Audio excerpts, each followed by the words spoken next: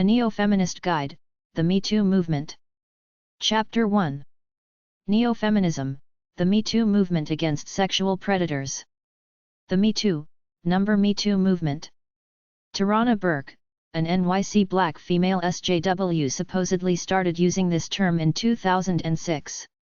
It stayed in limbo until October 2017 when former child TV star Alyssa Milano tweeted MeToo, then it went viral on Twitter. The main thrust is to demasculinize fat, ugly, old powerful bosses who demand or suggest sex either as a threat to keep a job or as a reward for a promotion, better job, a raise, etc. It works on men and women too, as the gay movie star Kevin Spacey found out after he got charged for sexually messing with several young men. For every celebrity case of sexual harassment and assault, there are many thousands in ordinary life. I've heard of cases where women in menial jobs needed the money so badly that they had sex with their bosses. It works with landlords too. If the woman suggests it, as in suggesting sexual favors for material gain, it's prostitution, but if the guy initiates, it's a sexual assault crime. Can human society realistically stop sexual assault and harassment in the workplace in the wake of allegations against Hollywood mogul and evil-looking pig-faced villain Harvey Weinstein for luring women to have sex with him in exchange for promises of stardom? It's not gonna happen, because even where I live in a conservative town in Canada, it goes on here all the time in life and business, some nerdy guy with money proposing monetary favors in exchange for sexual favors. The only way to stop it is to have a guaranteed income and guaranteed apartment for everybody, otherwise there will always be women desperate for money willing to do almost anything for it. I've seen some of the most degrading porn. The women do it willingly for money. They degrade themselves for money. It says that our society is screwed when we have a society where everything is about getting enough money to survive. A bunch of women and men tweeted and retweeted MeToo comments. Some people wrote MeToo articles. Some people created MeToo marches and protests. Some people created MeToo websites. Rape is still rape. Young women are still selling themselves in order to get ahead, but if you do it, don't look back and call it rape. It takes two to tango. You don't go to any middle-aged guy's house at 11 o'clock at night, even if he's the Bill the scuzzbag Cosby. Harvey Pigface Weinstein was so deluded in his elitist position that he didn't think he raped anybody. He wanted a second chance. He thought he just made a minor violation in dating etiquette, which was evident when a cameraman caught him saying second chances as he got into his truck one morning after all this stuff blew up. I was brought up a Catholic boy. I know what rape is. I would never cross that line ever, even if I was with a bunch of guys in war zone and we would never get caught. I don't want to have sex with anyone who doesn't want to have it with me. Why don't these guys just masturbate like all decent guys do? I think all these guys should go to jail for a long time. I'm for men's rights, but I'm like most guys in the men's rights movement. Rape is rape. Put them in jail. Go easy on young guys for stalking, pursuing a girl after she says no, and sexual harassment because they're just brainwashed assholes. They should teach this stuff in school. After a yunty woman says no once, leave her alone. The soul of the MeToo movement is the fight against consensual rape, more commonly known as the casting couch at work. Sexual harassment is either sexually inappropriate comments and touches directed at an individual, like a guy calls his coworker baby, or the boss pinches the secretary's ass, or a sexually hostile workplace like pictures of nude playmates on the wall at the firehouse lunchroom. I'm not minimizing sexual harassment, but it's not that big of a deal in the grand scheme of things. The soul of MeToo starts with what I call consensual rape. Others might call it the casting couch. It's when the boss or someone in authority at work or in business says, I can help you get ahead if you give me a hand job, blow me, have sex with me, etc. The implication is that if you refuse, it's not that nothing will happen, but they will make your career or business or suffer. Many women have been prompted to give guys sexual favors in exchange for work opportunities simply by a guy asking in a blackmailing kind of way, like, you had better do this or I'll blacklist you. I even heard about this happening in China. Chinese military generals have sex with young female privates, then kick them out of the military and do other bad things to them, after the sex in order to keep them quiet. It's bad enough that you consent to these disgusting things, but it's kept quiet. There is no way to charge the guy because there is no evidence, and often the woman gets used then doesn't get the benefits promised. Another thing is, who do you complain to?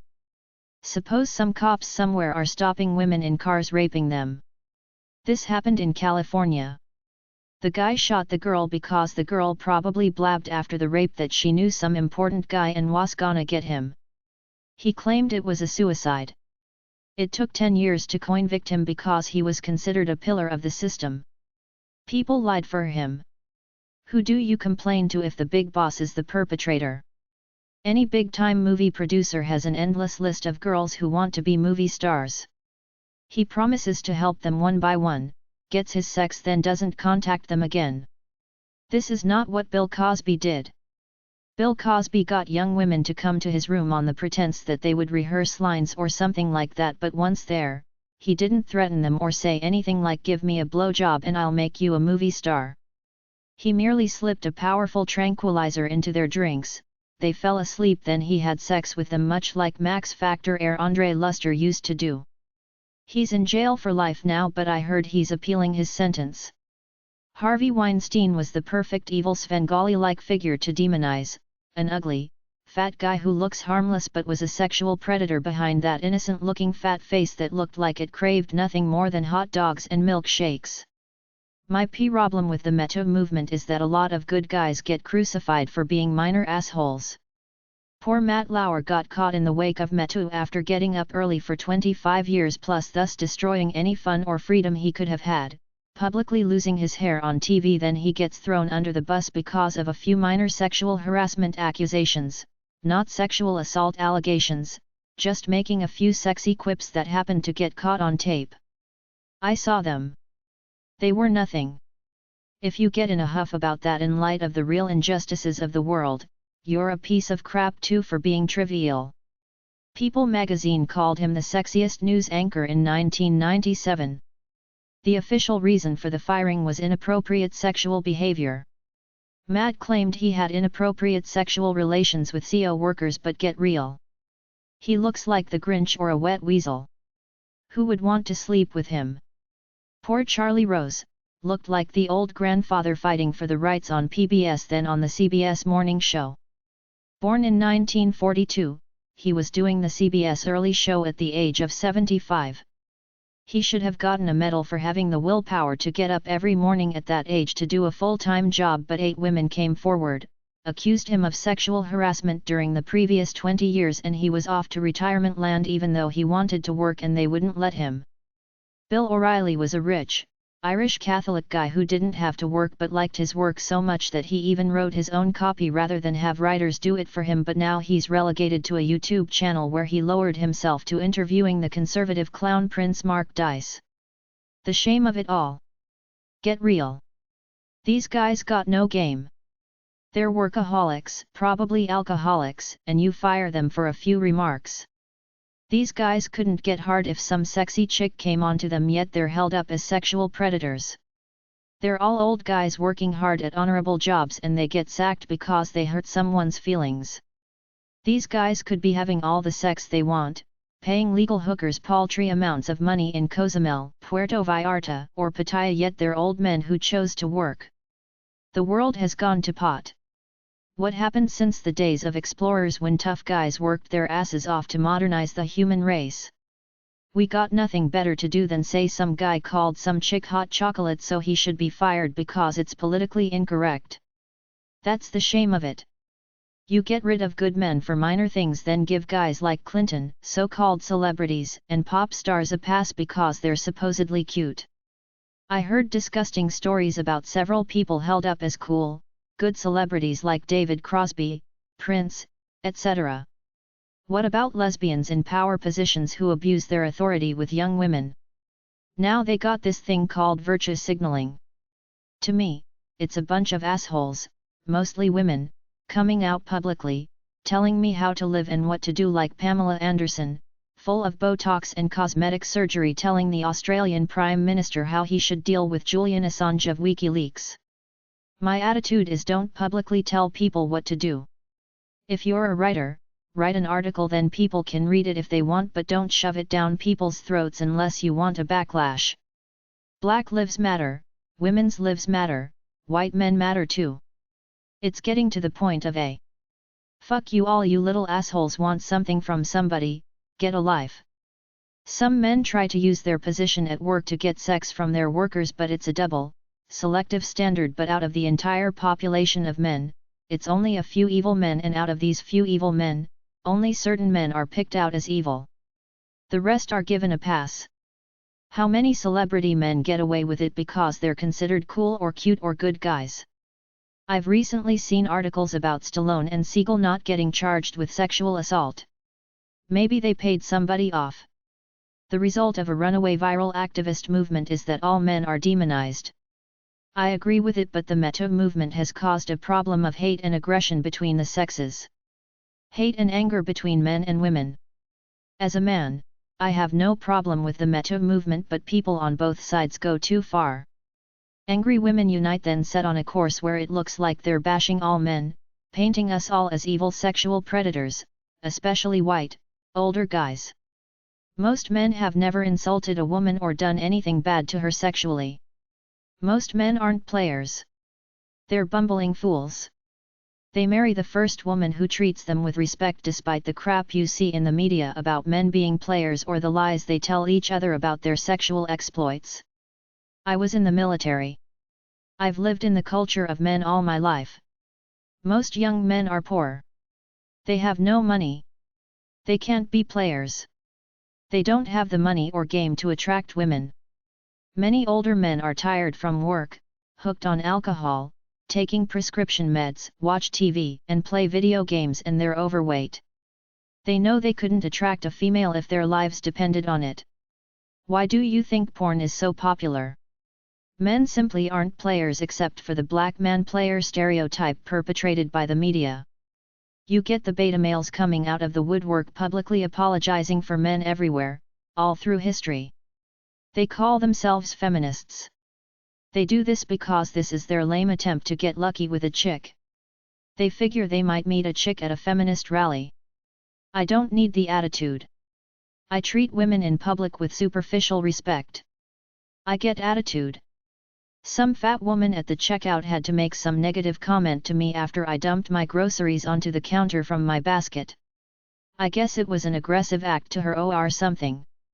Many women are stuck-up bitches waiting for any chance to call a guy a misogynist. The MeToo movement works both ways. It's good to a point, but it has created a backlash among men who think most women are scorned bitches and stay away from them. It doesn't matter for me, but I bet it's a lot harder for a single woman to meet a decent guy nowadays because of this animosity between the genders. Everything is individual. All life is individual.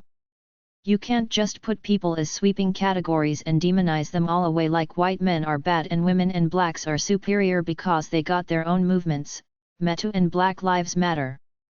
White men aren't supposed to stand up for their rights without being called white supremacists, but everybody else is allowed to hate on us and act superior.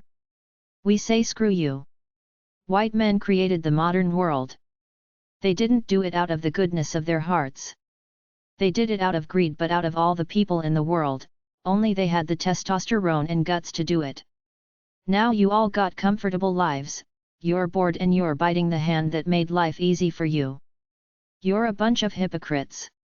How about we go to the dark ages when there was no electricity? Go back to working 12 hours a day just to survive. Shut up and enjoy your life. Everybody's a hypocrite. Liberals pretend to be loving and peaceful, but they hate right-wing conservatives. It's all a big soap opera in the media. Stupid people get brainwashed by it, then everybody gets uppity and starts hating on each other. You reap what you sow. So hate and you get it back. A few hateful bitches are turning off men in droves from being nice, decent guys. A lot of men won't socialize or flirt with women nowadays. William Jefferson Clinton, fooled 'em all, got away with it.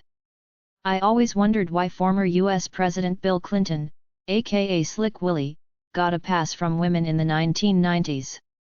He first got elected after his public affair with Jennifer Flowers. Then Paula Jones came forward in 1994 saying that state troopers from his guard detail when he was governor of Arkansas told a young state government worker, Paula Jones, to go up to his hotel room, whereupon Bill told Paula to kiss his cock. He denied it, got re-elected in 1996, then was impeached by the Monica Lewinsky affair in the White House, not for the affair but for lying about it. He actually raped several women and got away with it all the way back to when he was a Rhodes Scholar at Oxford University and got expelled for raping a woman named Eileen Wellstone. You can see 10 accounts here, darkhorsenews.com/10-troubling-accounts-Bill-Clinton-sexually-attack NG women. In 1978, Bill Clinton used his position as Arkansas Attorney General to get Juanita Broderick, a nursing home owner, alone in a hotel room where he raped her. A&E's TV series The Clinton Affair showed several of his rape victims near the end of the 7-hour series. He went on to a lucrative career making $200,000 plus per speech. It just goes to show that people are selective in their condemnation and let the charming ones go. I remember when he wrote a book after his presidency was over and went on a book tour. I couldn't believe that anyone would think this guy was anywhere near a good guy, but the crowds all showed up for him. Toxic feminism is misandry. Go to any feminist class in the women's or gender studies department of any college. Chances are there will be a brainwashed man-hating feminist lesbian teaching this BS. I'm not prejudiced. To me, all the social sciences are someone else's bullshit. My life is me alone in my head. Nobody tells me anything about my life or the lives of other people. Everybody is a loner. That's it. Out of all the women out there, some are toxic feminists. To me, one bad apple spoils the whole bunch. I don't know who is a nice woman and who is a bitch, so I make a decision to avoid them all in order to not deal with this man-hating stuff. Meta websites. Time.com/5189945/what's-the-between-the-meto-and-times-up-movements. meto-omvmt.org. en.wikipedia.org/wiki/me_2_movement. Time.com/5189945/what's-the-difference-between-the-meto-and-times. simple.wikipedia.org/wiki/me_2_movement. newyorktimes.com/series/meto-moment. instyle.com/news/who-started-me-2-movement. The MeToo movement. youtube.com. Black woman Tarana Burke founded the MeToo movement. ebony.com/news/black-woman-me-2-movement. Resources: MeToo movement, meto-omvmt.org. meto-omvmt.org/resources